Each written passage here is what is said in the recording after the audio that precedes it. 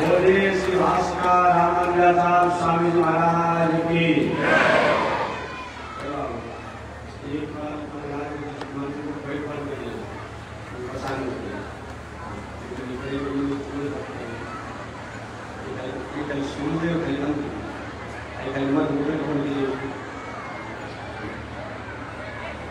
अनंताचार्य कृपया वेदांत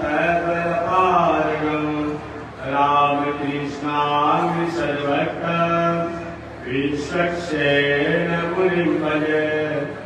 कासाय यज्ञसूत्रं शुचिवपुषि तथा चोर्ध्वपुण्ड्रं च भारे यस्यास्ते दक्षहस्ते कलिकुमतिगिरीन्द्रेन्द्रवज्रं त्रिदण्डं संसाराग्नित्रिशङ्के हृदयजलममलं दारुपात्रं पवित्रं श्रीविश्वक्सेन सूरे पदकमलयुग श्रेयसे संश्रयामि लक्ष्मीनाथसमारम्भां नाथयामुनिमध्यमाम् अस्मदाचार्यपर्यन्तां वन्दे गुरुपरम्पराम्।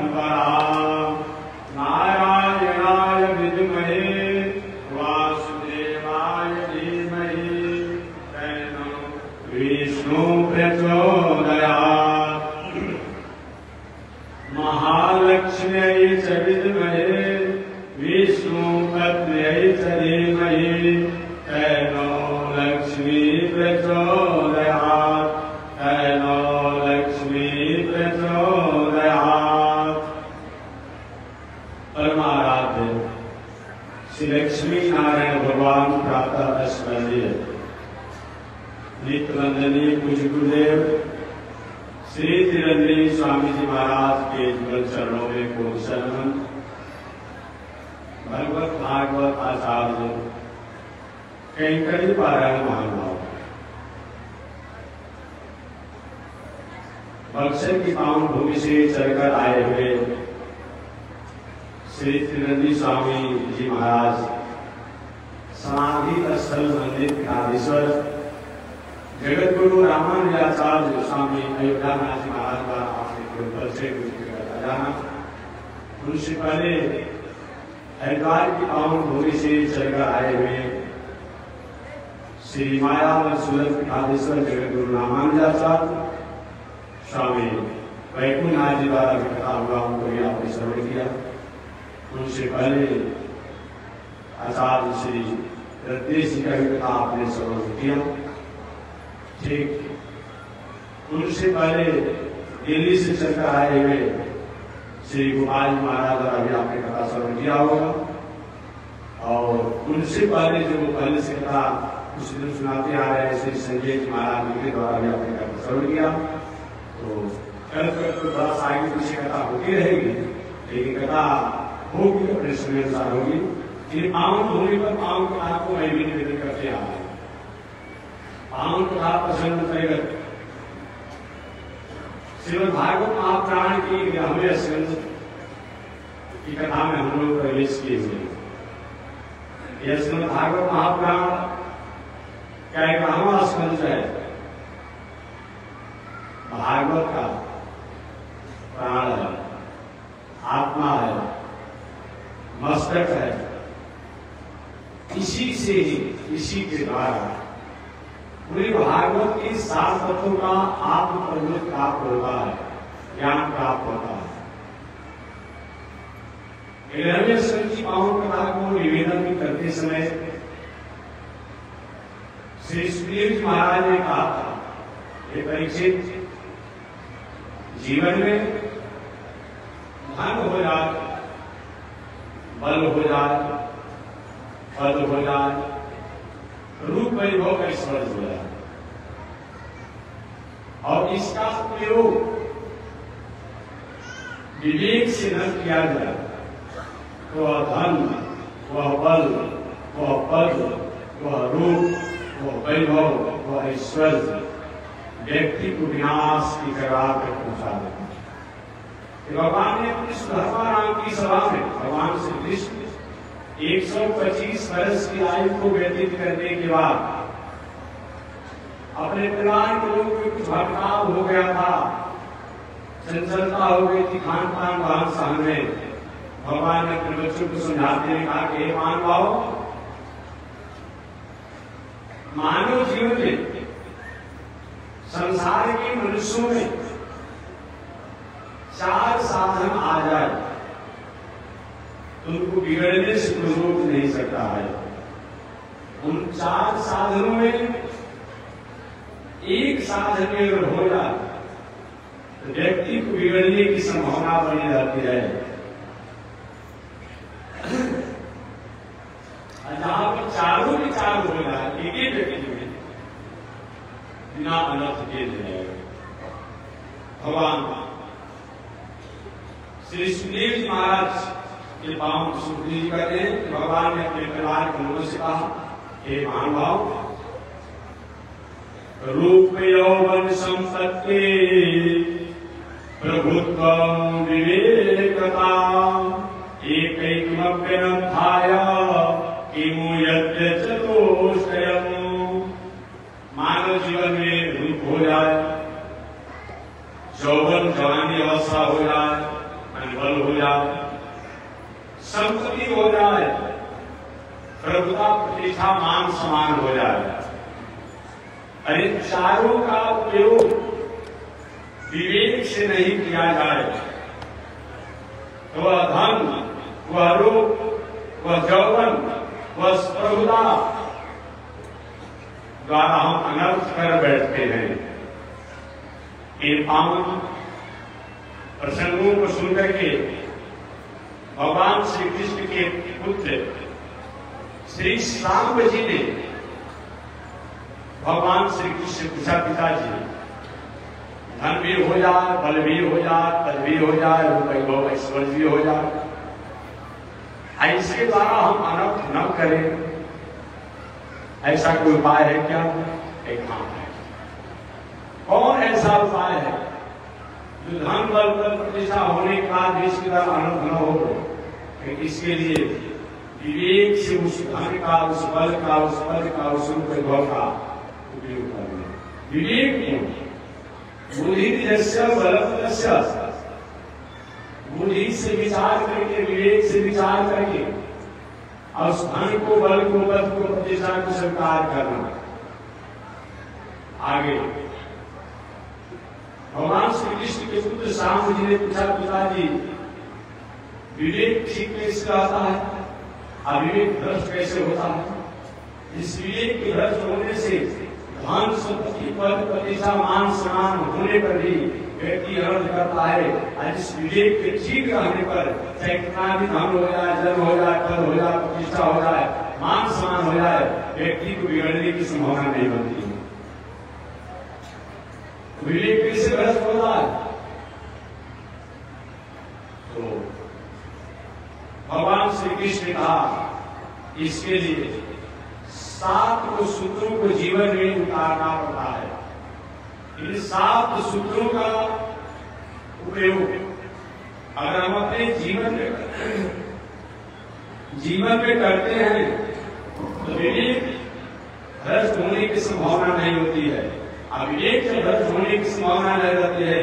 चाहे कितना भी धर्म हो जाए, कितना भी बल गेम हो जाए, कितना भी पद गेम हो जाए, कितना भी वैभव हो जाए, व्यक्ति पर कोई प्रभाव नहीं होता। पहले आप उदाहरण के रूप में एक उदाहरण दिया था।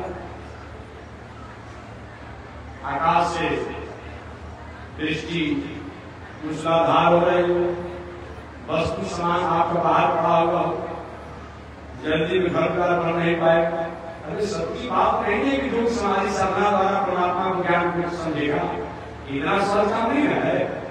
हम सब लोग संसार में खुले मैदान में जैसे बहुत बड़ा कीमती बहुमूल्य सामानों को रख दिया जाए, हमेशा ध्यान बना रहता है, कोई चोर लेकर मत चल जाए, कहीं दृष्टि द्वारा, कहीं दोष द्वारा, कहीं तूफान द्वारा, कहीं अंधर द्वारा हमारे वस्तु के उधर उधर मत हो जाए। यही हमारा जीवन है, यही हमारा जीवन है। लाखों में हजारों में जो सामना करके कोई व्यक्ति अपने स्वरूप को जानता है, और क्या जानने वाले कितने लोग जानने वाले हैं? बहुत कम लोग हैं। लाखों में हजारों में वेदों उपनिषद के वाक्यों द्वारा जीवन जीने वाले लोग होते हैं। ऐसी स्थिति में किया क्या जाए? हर जगह जहां जहां सामान रखें और वहां मकान ही बनाकर सुरक्षा करेंगे, ऐसा सब है क्या? नहीं।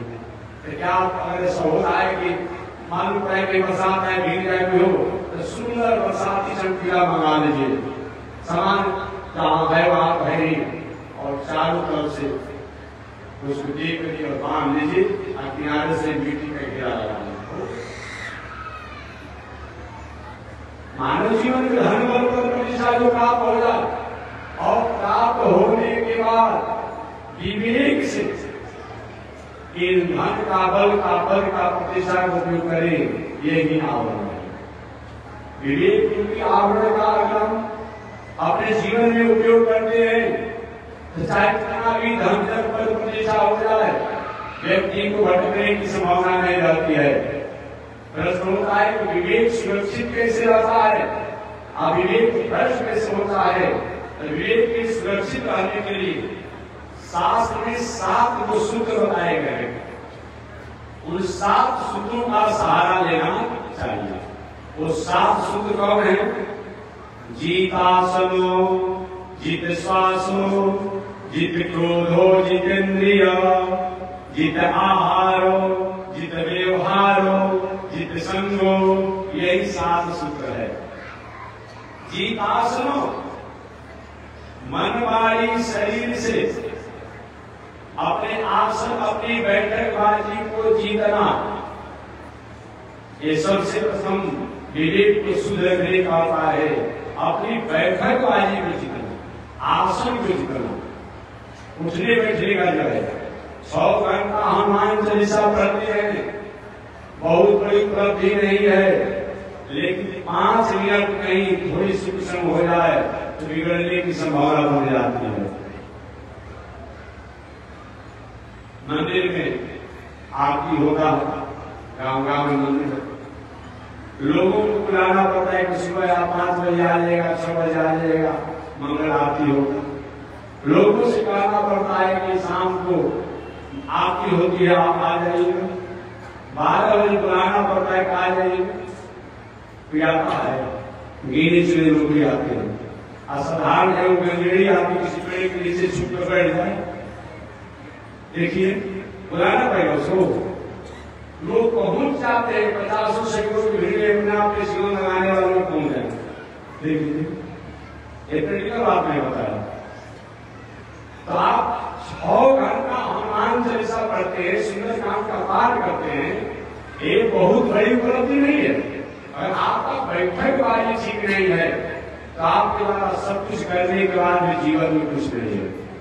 भीष्माचार्य जैसा नैतिक कर्मचारी, सदाचार ही जिनकी जीवन की पहचान हो, ब्रह्मचर्य ही जिनकी जीवन की पहचान हो, ऐसे भीष्माचार्य जी महाराज पांडवों के साथ कुसंग बैठकबाजी करने के कारण, कौरवों के साथ कुसंग बैठकबाजी करने के कारण, चाहते हुए भी देखते हुए भी अनर्थ हो रहा है, अन्याय हो रहा है कौरवों द्वारा, लेकिन कभी भी अंगुली नहीं उठाए, ओट से ओट से भूल करके बोल नहीं पाए। ऐसा नहीं होना चाहिए। ये आसन का ही तो दोष है। बैठकबाजी का बहुत बड़ा महत्व होता है, बहुत बड़ा। जीत आसन, इसलिए आसन पवित्र होना चाहिए। आसन का इतना बड़ा महत्व होता है कि पैखाना का कीटाणु, पैखाना का कीटाणु कहीं फूल पर जाकर के बैठ जाए तो फूल के साथ साथ वही शंकर जी के लीप पर जाकर के साबित हो जाता है। क्या देखिएगा, साबित हो जाता है। तो संगत का बहुत बड़ा प्रभाव होता है। संगत से गुण होता है, संगत से गुण जात। आसन पवित्र होना चाहिए, बैठकबाजी पवित्र होना चाहिए। ये सबसे प्रथम विवेक शुद्ध होने का उपाय बताया गया। जीतासनो, जित श्वासो, मन वाणी शरीर से किसी के प्राण वियोगा निपुण व्यापार नहीं करना। जीतासनो, जित श्वासो, अपने शरीर द्वारा, अपने वाणी द्वारा, अपने इंद्रियों द्वारा किसी के प्राण वियोगा व्यापार नहीं करना, ये बताया गया कि थोड़ा सा एक साथ रहते हैं, कुछ हो गया बोला चाली, लेकिन ऐसा नहीं किसी के जीवन को ही अपने आप बलिदान आते रहे, ऐसा मत कीजिए। ये जितासनो जित सांसो जितेंद्रिय, इंद्रियों को जीतने वाला में होना चाहिए। देखना इंद्रियों के न घोड़े भगे, रात दिन इन पर संयम के कोड़े पड़े, अपने रथ को सुपथ पर बढ़ाते चलो, कृष्ण गोविंद गोपाल गाते चलो। देखना इंद्रियों के न घोड़े भगे, रात दिन इन पर संयम के कोड़े पड़े, अपने रथ को सुपथ पर बढ़ाते चलो, कृष्ण गोविंद गोपाल गाते चलो। विवेक शुद्ध होने के लिए आसन पवित्र होना, भावना पवित्र होना, जितासनो जित सांसो जितेंद्रिय, इंद्रियां भी संयम होना चाहिए।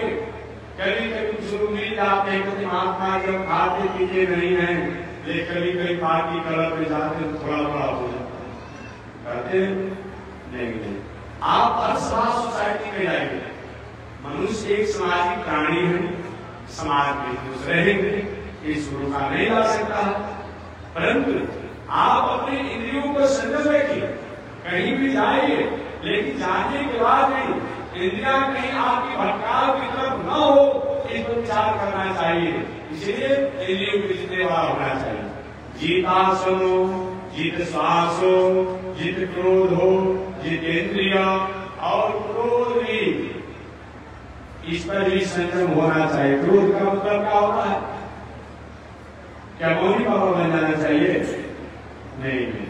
अपना लाभ, अपना लोभ, अपना मुनाफा, अपनी फायदा और दूसरे को नुकसान पहुंचाने के लिए क्रोध नहीं करना चाहिए। बात समझिए, इसी को क्रोध कहा गया है। जिसमें अपना लाभ होता है, अपना लोभ होता हो, अपना फायदा होता हो और दूसरे का नुकसान पहुंचता हो, ऐसा क्रोध नहीं करना चाहिए। इसी का नाम क्रोध है। एक क्रोध का मतलब नहीं होता है कि खड़ा होना नहीं चाहिए। ये दुनिया क्रोधे पर टिकी हुई है।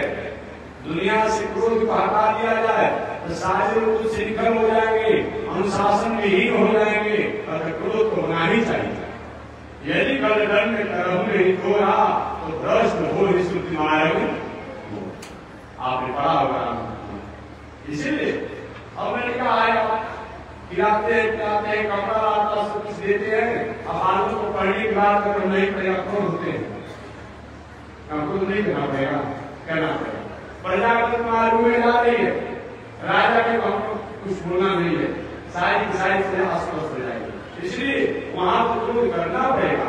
यदि कल दंड करहु नहीं थोड़ा, तो भ्रष्ट हो स्मृति मार्ग, ये बताया गया है। अर्थात जिस क्रोध के द्वारा समाज का, राष्ट्र का कहीं हित होता हो, तो देखने में मालूम तो पड़ता है कि क्रोध है, लेकिन क्रोध होने के बाद तो क्रोध नहीं है। ऐसी माता के छोटा बालक में नहीं पढ़ेगा, क्या करोगे?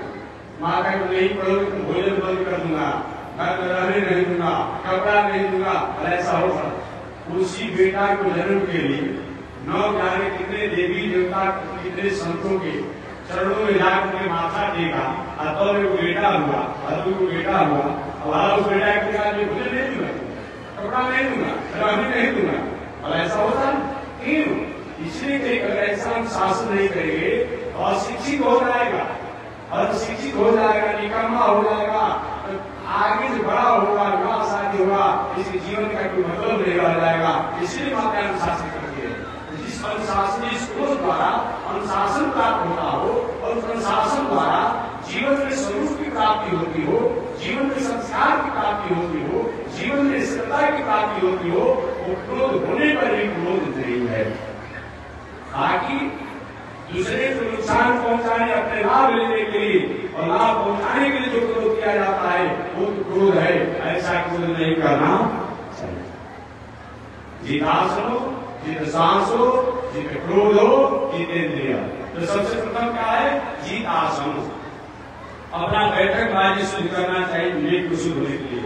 जितासनो जितसासो अपनी भावना को ही प्रयोग करना चाहिए। बहुत होते हैं पूजा पाठ धर्म कर्म सब करेंगे, जय हनुमान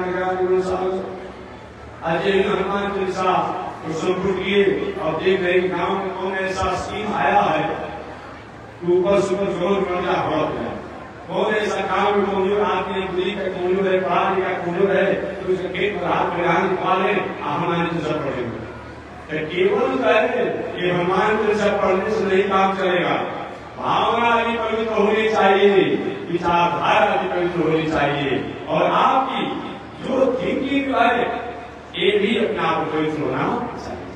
जी आसनो जी श्वासो जी क्रोधो, तो क्रिया क्या करते हैं, तीसरा क्रोध प्रक्रिया होना चाहिए, जितेंद्रिय और इंद्रियों को जीतने वाला होना चाहिए। आंख हो, कान हो, पैर हो, हाथ हो, जो कुछ भी हो, कहीं गलत मार्गों की तरफ जा रहे हो, थोड़ा सा अनुशासन कीजिए। एक है मानव जीवन के विवेक को शुद्ध करने का चौथा उपाय है जितासनो जितसासो जित क्रोधो जितेंद्रिय। जित आहार पांचवा बताया गया है, भोजन भी शुद्ध होना चाहिए, भोजन भी शुद्ध होना चाहिए। एक महापुरुष ने कहा था भोजन शिकार न देना, मन चंगा को भक्ति में करूं। महाराज हम मन से भीतर शुद्ध भगवान को धर्म करते हैं, हम जो कुछ खाते पीते हो इसी काम को नहीं। हमारे यहाँ शास्त्र में ऋषियों ने कहा ओम अपवित्र पवित्रो वा सर्वाद सांगो जस पुनरीकाक्षम सौभाग्य व्यंतर सुचि। इसी का बातों को भाव द्वारा करके चाहे अपने से भी हो, उन कुंडली का समझ लेने का ध्यान करते हैं तो हम पवित्र हो जाते हैं।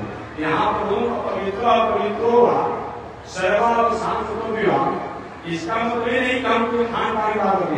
यहाँ पर इसका अर्थ ये है कि नहीं अपने आप हमने सुबह स्नान किया है, मध्याह्न का लेकिन किसी कारण से नहीं कर पाए, शाम का नहीं कर पाए, और भगवान को मंदिर में जाना है, ऐसे कहीं जाना है, तो क्या करें, उन कुंडली का ध्यान चिंतन कर लेने से अगर कोई किसी प्रकार की वो हमारा नियम है त्रिकाल स्नान करने का, त्रिकाल संध्या करने का, अगर नहीं हो पाता है स्नान त्रिकाल, तो अगर कमल में भगवान जो है उनको चिंतन कर लेते हैं, तब ये अपने आप में जो दिनचर्या कर्म करने को बताया गया है उसके सुकृत को हम प्राप्त कर लेते हैं।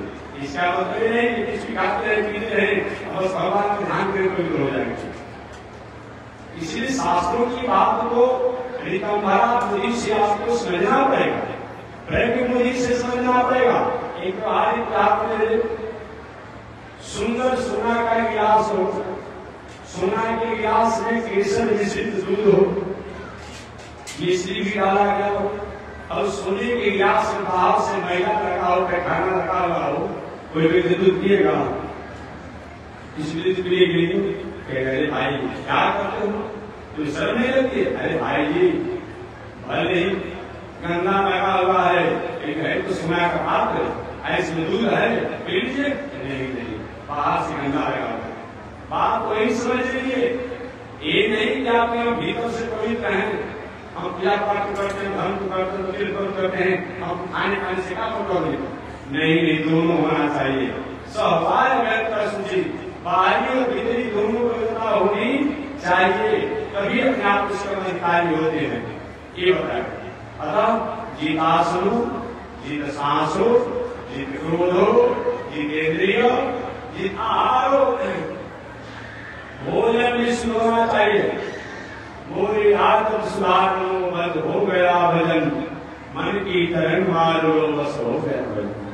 भोजन का बहुत बड़ा प्रभाव होता है, याद रखिएगा। महाभारत में प्रसंगों को रिविजन करो। भीष्माचार्य जी 58 दिनों से बाण शैया पर पड़े हुए थे महाभारत संग्राम के बाद, 58 दिनों से पूरा शरीर में बाणों से गिरा हुआ था, इधर होने की स्थिति नहीं थी भीष्माचार्य की।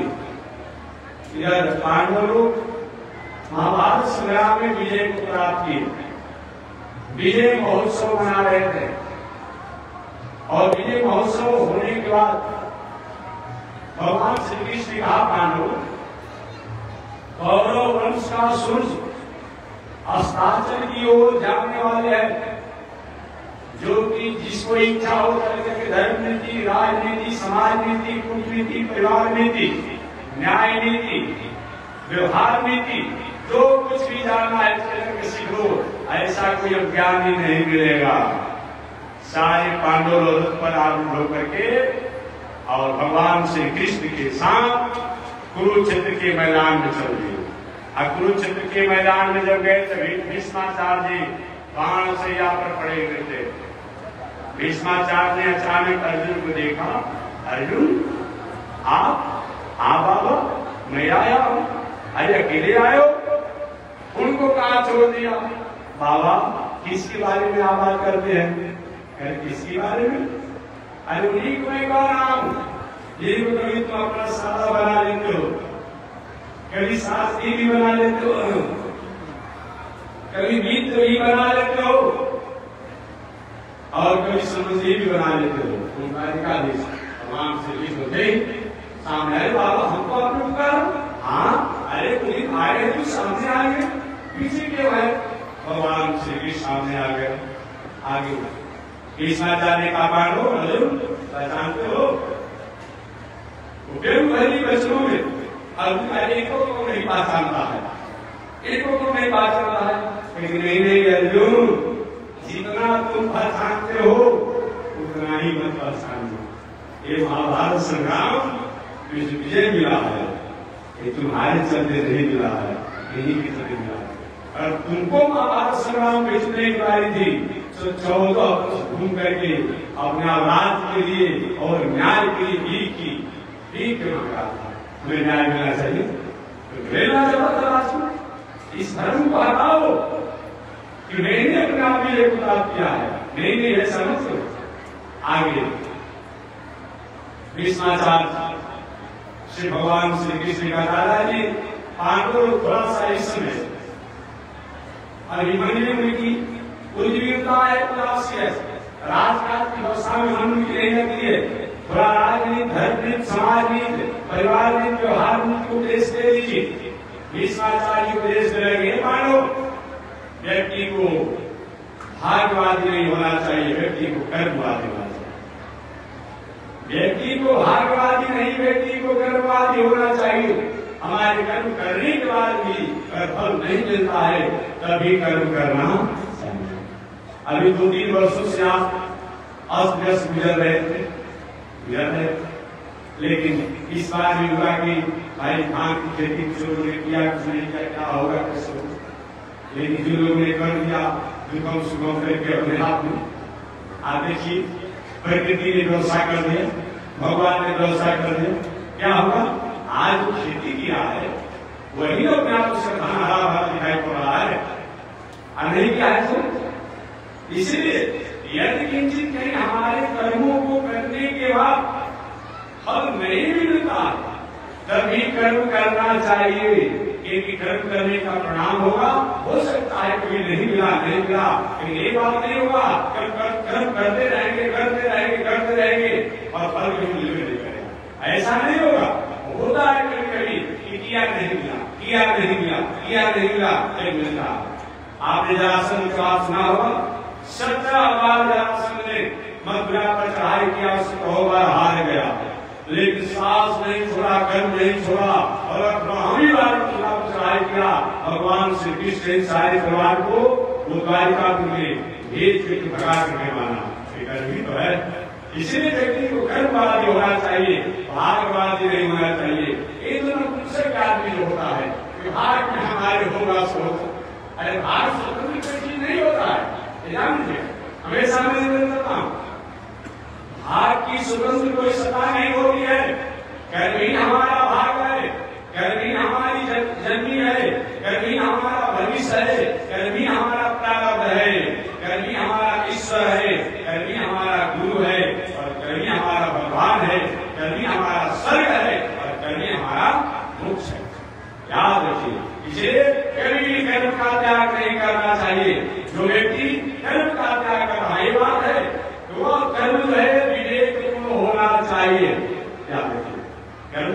लोग करते हैं कि वह कर्म जो होना चाहिए विवेक पूर्ण होना चाहिए।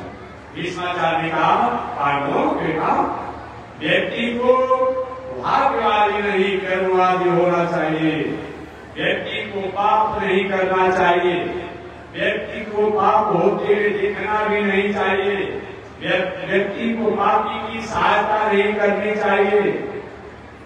द्रौपदी जी बगल में थे, द्रौपदी जी को हंसी आ गई, वाह वाह वाह, पर उपदेश कुशल बहुत तेरे, पर उपदेश कुशल बहुत तेरे। आज इतने बढ़ चढ़ कर उपदेश दे रहे हैं, आप क्या कर रहे थे? आप क्या कर रहे थे? कहीं नहीं तो कहीं। आज जो आप कहें कि पापी की सहायता नहीं करनी चाहिए, पाप होते हुए देखना नहीं चाहिए, पाप करना नहीं चाहिए, तो आपने पाप तो नहीं किया है, सब जानते हैं, लेकिन आपने पापी की सहायता किया और पाप होते हुए आपने देखा, आपने ऐसा क्यों किया? भीष्मा चाहते थे मैं प्रवचन कर रहा हूं, देश दे रहा हूं, इस मान से आप पढ़ा हूं और द्रौपदी हंस रही है, बेटी किधर आओ, हम लगाएंगे, हाँ बेटी। अच्छा ये बताओ द्रौपदी तुमने हंसा क्यों? तो बाबा इसी तरह हंसी आ गई। सोची द्रौपदी की कोई बात हम कह दें, कहीं मरने का समय है, उनके हृदय में बैठ जाएगा, अच्छा नहीं। बाबा हंसी आ गई, मैंने हंस किया, मेरी बेटी, बड़े घराने की बहू जो होती है, बड़े घराने की जो बेटी होती है, पुरुष होते हैं, उनकी हर वाणी में हर बात में रस होता है, इसी तरह कुछ नहीं बोले। देखिए रास्ते में चलते समय बकरी हमेशा में आती रहती है, बकरी में आती रहते हैं, मेरे साथ छड़ी लगा कर आगे भाग लिया जाता है। अब एक हाथी को बुलवाने के लिए पहलवान अंकुश लगाता है, हाथी बोलती है तो लोग कुछ देते भी हैं, वीरता होनी चाहिए, वीरता होनी चाहिए। नहीं बेटी तुम इसी तरह समस्या है, ऐसा होता नहीं। बड़े घर की जो बहू होती है उनकी हर बात में हर चीज में नुकसान होता है, ऐसा मत करो। एक इसी से मैं प्रसंग और संस्थान करूंगा कि बड़े लोग जो होते हैं उनकी हर वाणी में, हर श्वास में, हाथ में भी कुछ न कुछ रहस्य होता है। इसी प्रकार का प्रसंग इस बार है, वाल्मीकि रामायण में नहीं है, अध्यात्म रामायण में नहीं है, रामचरितमानस में नहीं है, अन्य रामायण में भगवान एक कथा उस प्रसंग की है जिसमें भगवान श्री राम लंकापुरी से लौट गए थे पूरे अपने दलों के साथ, सीता जी सहित। भगवान श्री राम का राज्य की सारी तैयारी कर दी गई थी, कल तीरथ कराना था और मंगल कामना कर देना था, सोचती बात हो गई। अचानक सीता जी को हंसी आ गई। भगवान श्री राम ने कहा इस पूजा का समय है, इसमें ऐसा सारे बड़े बड़े विद्वान हो गए हैं, आप तुम्हारे मंगल का हंसी मुस्कान के बाद गया या आपने पूजा में या कोई विधि में कोई कोई दोष होगा, देखा होगा तुमने, इसलिए ऐसा किया कि नहीं तुम कोई बात इस तरह से नहीं, कारण तो बताना पड़ेगा तुमको, हंसी का हंसा के। वही सीता जी ने कहा प्रभु हमको हंसी इसलिए आ गई, दूसरे लोग आए हैं, सबकी पूजी तो मारी गई है, लेकिन आप भी सब कुछ जानने के बाद भी अनजान बने हुए हैं। आपका प्रतिज्ञा क्या है, आपका संकल्प क्या है? आपने संकल्प किया है, आपने प्रतिज्ञा किया है कि पृथ्वी से मैं दुष्टों को संहार कर दूंगा, पृथ्वी से राक्षसों को समाप्त कर दूंगा, अब तभी मेरे मन में शांति मिलेगी। अरे ये काम पूरा हुआ नहीं। भगवान श्री राम ने घसीटे का बाकी है क्या? आप प्रभु बाकी है तभी तो मैं कर रही हूँ, ऐसे तो मैंने कहा कि आप सब कुछ जानने के बाद भी अनजान हो गए हैं। अब तो बाकी रह गया, रावण मारा गया, मेघनाथ मारा गया, कुंभकर्ण मारा गया और सब बड़े भी मारे गए। और पता क्या कि प्रभु रावण को मारा गया, मेघनाथ मारा गया, कुंभकर्ण मारा गया, अक्षय मारा गया, बड़े बड़े वीर मारे गए, लेकिन ऐसा भी है जिसके जिंदा रहते और आप अपने कई काम से प्रवृत्ति अपने आप में अदेव हो गए, ये अच्छा नहीं लगेगा। अच्छा तो कौन बताओ। अब सारा लाल किले की तैयारी उसी से रोक दिया गया, रोक दिया गया। जो लोग लंकापुरी में नहीं पहुंचे थे, अब पुलिस के अपनी भुजाओं में कुछ होता है कि करना धरना कुछ नहीं होता है, लेकिन कोई काम में हम नहीं कर देते, हम नहीं कर देते, स्वभाव होता है, स्वभाव होता है। अब जो ऐसे महाराज लंकापुरी में हमको मौका ही नहीं मिला, अन्यथा रावण का रावण जिस कितने लोग में संहार कर देता। अब सब लोग महाराज इस बार भगवान श्री राम करो आपको चलना है केवल, ताकि हम सब लोग संग्राम करेंगे। जामन जी के हमारी पूजा में है, अंगद जी के, हनुमान जी कहे, भरतो जी कहे, शत्रुघ्न जी कहे, और कोई बाकी नहीं रहा। सीधे वो कौन है? रात की तैयारी को ही रोक दिया गया, ये किया गया भगवान श्री राम को। कौन है? उसका नाम है महारावण। क्या नाम है? महारावण। अच्छा, वो कहां रहता है? रात लोग रहता है। अब सारी तैयारी अमर किसी को नहीं गया, उसे नहीं जानते। विभीषण से लेकर के और हनुमान जी से लेकर के, अंगद से लेकर के, सूर्य से लेकर के, जामन जी से लेकर के, भरत जी से लेकर के, शत्रुघ्न से लेकर के, लक्ष्मण से लेकर के, भगवान श्री राम सब लोग गए, आगे वशिष्ठ जी से सब लोग गए, कोई बाकी नहीं रहा उसमें। ये भी बता लोग में जब है महारावण ने आप लोग का परिचय, तो भगवान श्री राम ने कहा दशरथ महाराज का पुत्र बड़ा राम। अच्छा, तुम ही राम हो? ये मेरा छोटा भाई ने समझा, ये सामने वाला ये मेरा छोटा भाई मेरी माता का अपने आप में दर्द है, ये बुरा वाला ये शत्रु। आप कैसे आए? क्या सत्कार होना चाहिए? हमारा सत्कार तो नहीं आए, हमने जाना है कि आप बहुत बड़े वीर हैं, बिना आप पर विजय प्राप्त किए, आपको ढोल के मैं चक्रवर्ती अजय कैसे माना जाऊंगा? अच्छा देखना चाहते हैं कि मैं संग्राम करना चाहता हूँ, संग्राम चाहते हैं। हाँ, उसमें महारावण अपने आसन पर बैठा था और बड़े जोरों से हंसा। कैसे? बड़े जोरों से हंसा, जैसे कि बहुत बड़ा भूचाल आ जाता है, भूकंप आ जाता है, तूफान आ जाता है, वैसे ही हंसी से उसके मुंह का सांस हवा निकलने से जो जहां से आया था वो कर कोई पूछेगा। सुन लीजिए, अब कोई नहीं रह गया, न हनुमान जी वहां रहे, न भरत जी रहे, न लक्ष्मण जी रहे, न शत्रुघ्न जी रहे, मैंने कोई नहीं रहा, सब उड़ गए। बचा कौन? एक भगवान श्री राम बचे और सीता जी बचे। हाँ, यही और सब तो पूरा ही बाहर आया था इसी तरह से। यही होता है, इसी तरह लोग आए थे। बोल क्या चाहते थे? महारावण क्या चाहते हो? एक मैं आपसे लिख चाहता हूँ। अच्छा, महारावण भगवान श्री राम का संग्राम हुआ, और संग्राम में कुछ समय के लिए महारावण ने भगवान श्री राम को मूर्छित कर दिया। उस समय सीता जी आवेश में होकर के काली कराल वरना विकराल काली का रूप बना ली, जीत को निकालते हुए बताते हुए सांवला स्वरूप बना करके और अपने हाथों में हथियार को लेकर के, अस्त्र शस्त्र लेकर के उस महारावण का वध किया।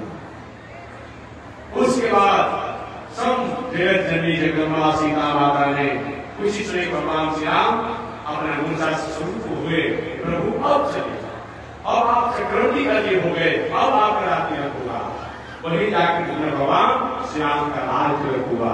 मैं कहना चाहता हूँ कि भीष्माचार्य जी कहते हैं कि बड़े लोगों की मुस्कान में, हंसी में कोई बात होती है, आपने क्यों हंसा बेटी बताओ?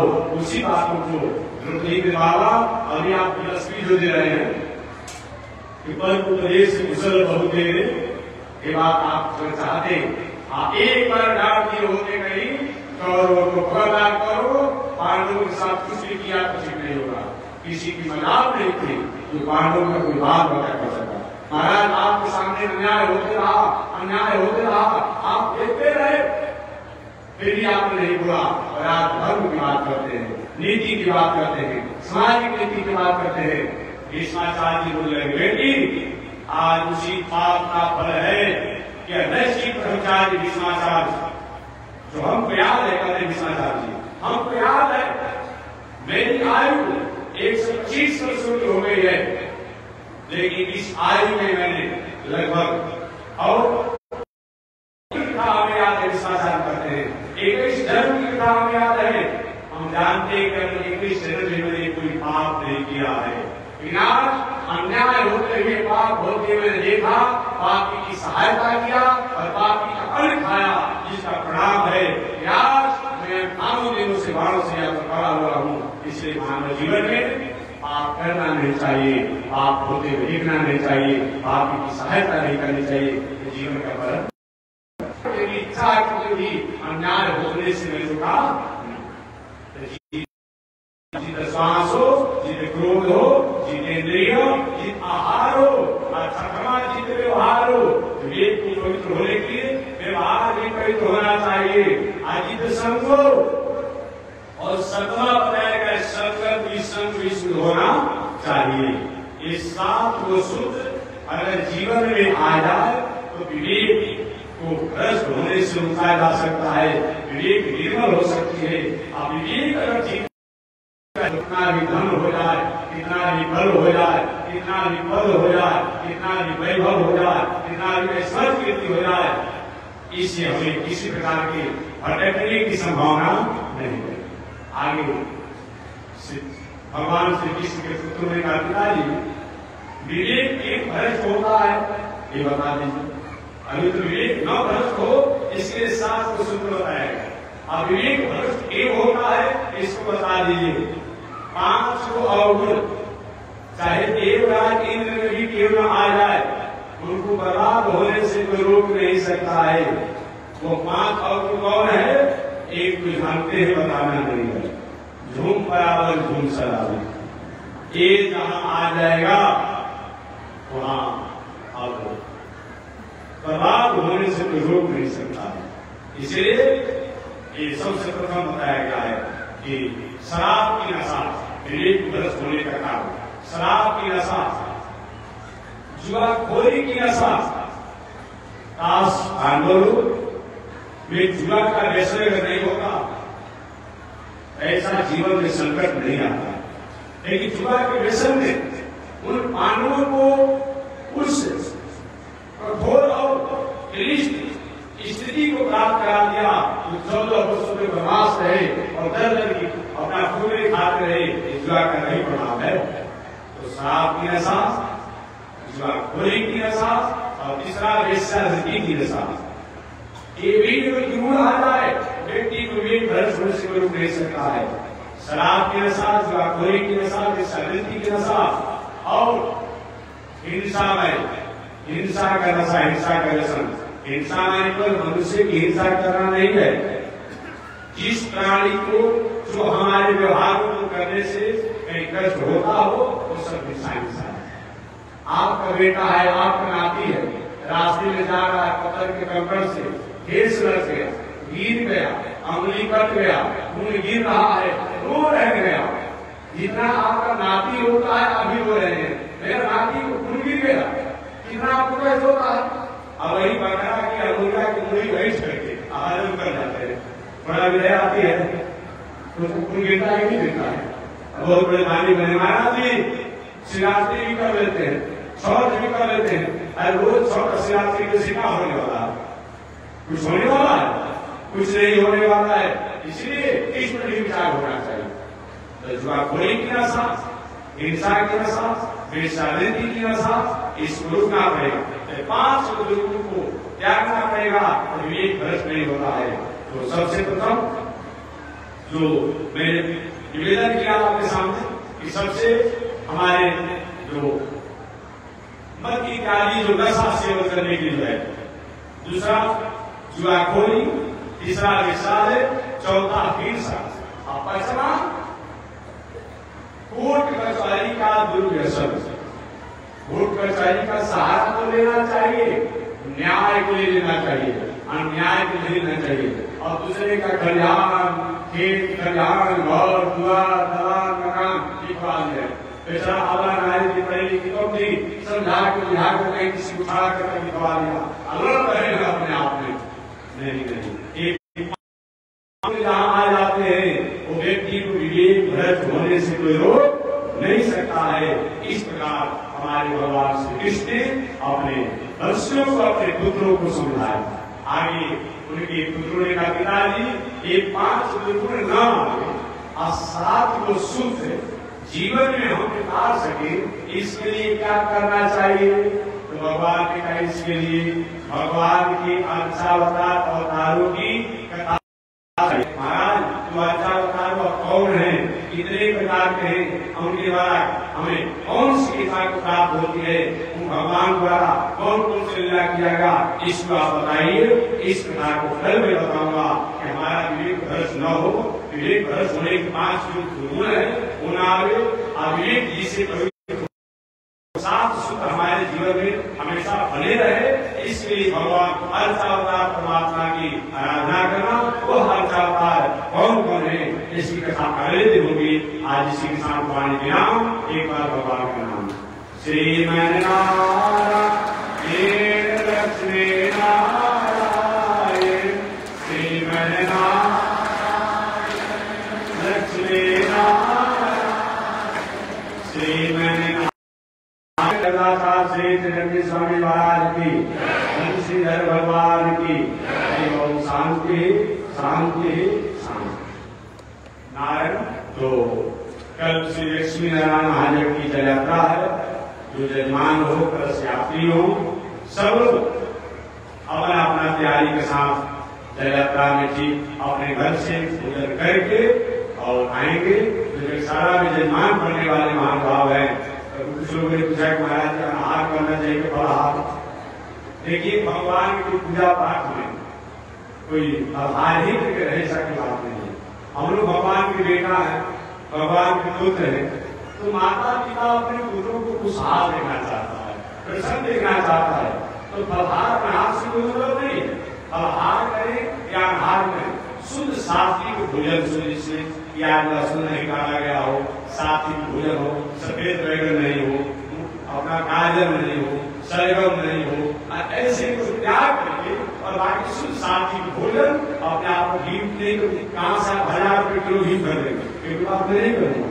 तो आपके पास व्यवस्था हो उसी के साथ सात्विक भोजन करके और आप आहार नहीं देगा, अनार में देगा, उपास में देगा, क्या हो जाएगा।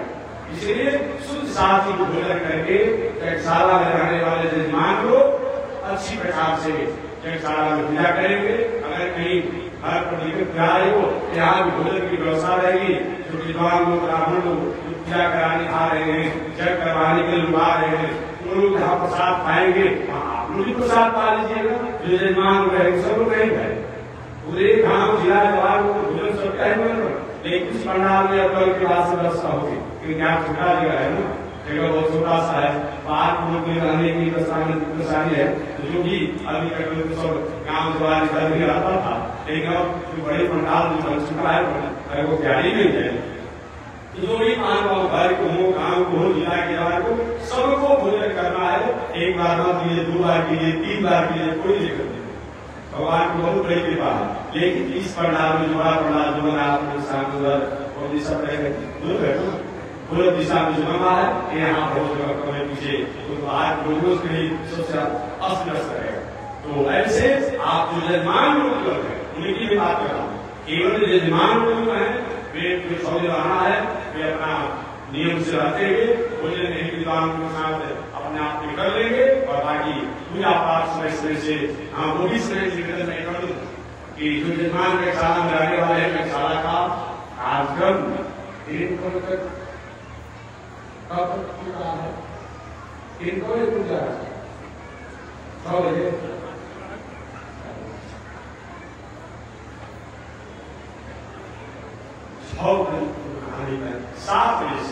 7 बजे से लेकर के 9 बजे तक जजमान याद रखिए। शादी जजमान को 7 बजे सुबह से लेकर के 9 बजे तक पूजा कर चला जाता है। अगला दिन शाम रहेगा, 7 बजे से 9 बजे तक यज्ञशाला में पूजन का कार्यक्रम होगा। लगभग 6:30 बजे तक यज्ञशाला के पश्चिम द्वार परिक्रमा भी यज्ञशाला के पश्चिम द्वार से करना चाहिए और निकलना भी चाहिए पश्चिमी द्वार से, प्रवेश भी करना चाहिए पश्चिमी द्वार से। वहीं से घूमकर घूमिए और वहीं आकर समाप्त। कितना बार? 1 बार, 4 बार, 7 बार, 27 बार, 54 बार, 108 बार। एक भी ऐसा नहीं करता हम 7 दिन परिक्रमा करेंगे, ऐसा एक कलयुग ऐसा संकल्प नहीं हो सकता नहीं। आप रुक रुक कर करेंगे, आज किया कल ही कर लेंगे, लेकिन लगातार तबीयत खराब हो जाएगा, परेशानी हो जाएगी। इसलिए कलयुग में कोई मजबूत करने की बहुत नहीं बताया गया है, करिए लेकिन मर्यादित अपने आप को करना चाहिए। तो मैं निवेदन करना चाह रहा था कि जो भी अपने आप में जजमान हो वो उसमें से परिक्रमा करने की बताया गया है पश्चिम द्वार से। या कलश यात्री जजमान हो तो भी अतिथि परिक्रमा करना हो, पश्चिम द्वार से ही परिक्रमा प्रारंभ करना है और पश्चिम द्वार पर आकर के समापन करना है। एक बात और मैं निवेदन माता जी लोग से कुछ वर्ग से कि कोई भी अपना सोना चांदी आभूषण पहन करके नहीं आएगा। आने के बाद हो सकता है कहीं कृष्णा के भाई या कहीं सुप्रखा के भाई, कहीं द्वारका के भाई कहीं आ जाए और कुछ हो जाए तो फिर भाई जब होगा पुलिस आपके के लिए पुलिस उदासी हो जाएगी। ऐसा मौका न होने दे, ऐसा मौका किसी न प्राप्त होने दे। हमारा नहीं होगा एक बात होती है, इसलिए अपने घर पर जहाँ सुरक्षित हो अपने आभूषण सोना चांदी और रुपया पैसा भी सुरक्षित लीजिए। बाहर से आने वाले महानुभाव में 2, 4, 5, 10 रुपया जो गाड़ी भाड़ा के रूपये कहीं आना होगा तो उसे रख लीजिएगा और बाकी कोई पैसा लेकर आने की आवश्यकता नहीं है। कहीं इधर उधर कुछ हो जाएगा तो बड़ी परेशानी होगी। अरे भोजन दिन भर चलेगा, पानी की व्यवस्था आएगी, कथा सुनते रहिए, परिक्रमा करते रहिए और क्या मतलब पैसा रुपया। इसीलिए भोजन करते रहिए, पानी पीते रहिए। तो कोई भी बाहर व्यक्ति रुपया पैसा लेकर के नहीं आएंगे, भूल जाएगा, कुछ हो जाएगा। माताएं सोना चांदी आभूषण पहन करके नहीं आएगी, ताकि थोड़ी सी उदासी होने की संभावना होगी। उनके लिए भी अच्छा नहीं होगा, कमेटी के लिए अच्छा नहीं होगा। और इसलिए ऐसा न करें, ऐसा नहीं मानिए तो थोड़ी सी विषम परिस्थितियां आएगी और ऐसा समय न मौका दे कि माताओं को ध्यान देना पड़ेगा। तो जजमान के लिए 7 बजे से 9 बजे तक ये पूजन का कार्यक्रम होगा। कल के बाद कल पूजन होते रहेगा। पूजन के बाद 7 बजे से 9 बजे पूजन का काम होगा और 9 से 10 बजे तक, 7 बजे से 9 बजे तक यज्ञशाला में पूजन और 9 बजे से 10 बजे तक जलपान ब्रेकफास्ट। वो भी जरूरी है ना, गाड़ी चलती रहेगी चलती रहेगी, अभी पूजन नहीं रहेगा, काम चलेगा नहीं चलेगा। तो समय से तो 7 से 9 पूजा और 9 से 10 जलपान और 10 बजे से 12 बजे 12:30 बजे तक हवन इत्यादि का कार्यक्रम होगा। 12:30 बजे से 2:30 बजे तक पुनः आपको छुट्टी दिया जाएगा। 2:30 का 3 बजे तक कर दीजिए। पुनः आपको 12:30 बजे से 3 बजे तक क्या होगा? 12:30 बजे से 3 बजे तक आपको छुट्टी, विश्राम करने के लिए, भोजन करने के लिए मध्याह्न काल में। और 3 बजे से 5, 5:30 बजे तक पुनः हवन इत्यादि का कार्यक्रम होगा। इस प्रकार से समय आप याद रखेंगे। 7 बजे से 9 बजे और पुनः 10 बजे से 12:30 बजे, पुनः 3 बजे से 5:30 बजे। बीच का समय भोजन जलपान इत्यादि का समय रहेगा। ये जजमान लोग याद रखेंगे और माताएं भी अपने आप में याद रखेंगी। कल ठीक 10 बजे अपने घर से भोजन करके सब लोग आ जाएंगे, अपना कपड़ा पहन करके अपना कलश लेकर के आएंगे। 10 बजे से 12 बजे के बीच में पूजा पाठ होते रहेगा और 12 बजे से 1 बजे के बीच में हम लोग कलश यात्रा यहाँ से निकाल देंगे। सबसे पहले यहाँ से लोग रहेंगे, यहाँ पूजा हो जाएगा, तब यज्ञशाला में जाएंगे। यज्ञशाला में पूजा होकर एक बार परिक्रमा होगा, तब सीधा भगवान के आ जाएंगे। पुनः वहां से घूमते घूमते यहाँ स्वामी का पहले जग हुआ था वहां घाट पर जाकर जल भराएगा। कलश जल भर करके और धीरे से और वहां भी कलश जाकर वापस भरने करेंगे। पहले वहां भी कुछ देर जब मुसलमान लोग सब लोग जो आ जाएंगे पूजा हो जाएगा और तब जल भर करके आप सारा रखिएगा और एक बार परिक्रमा करके सारा से निकल जाइएगा और अगले दिन से कथा पंडाल में अपने समय अनुसार सब लोग रहेंगे। कथा जो है 8 बजे सुबह से लेकर के माने कल की बात 8 बजे सुबह से लेकर के 12 बजे रात्रि तक चलेगी। 8 बजे सुबह से लेकर के 12 बजे रात्रि तक चलेगी। 4 बजे तक ये तो शामिल हो जाएगा। 12:15 बजे से लेकर 4:15 बजे तक ये भोजन बनाने वाले कुछ समय किया जाएगा उनको भी बनाएंगे और रात्रि में 8:15 बजे से लेकर के 12:15 बजे तक भोजन चलेगा। अगर भोजन रहेगी तो उसको 4 बजे सुबह तक चलाया जाएगा। लेकिन 12 बजे तक भोजन खाना कहीं और आप व्यक्ति नहीं रहे खाने वाले तो 12 बजे समाप्त कर दिया जाएगा और लोग रहेंगे तो 4 बजे सुबह तक चलते रहेगा। भगवान की कृपा है, कोई बहुत परेशानी नहीं है। इस तरह से भोजन का समय चलेगा। आप साथ आमंत्रित हैं। जय श्री नारायण, जय श्री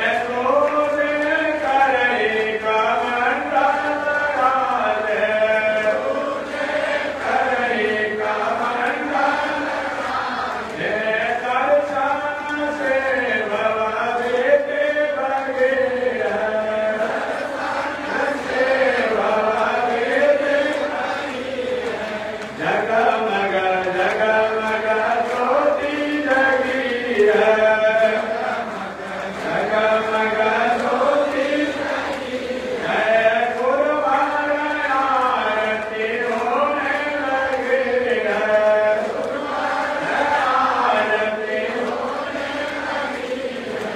माता विद तव करुणा पर तुम्हें, विद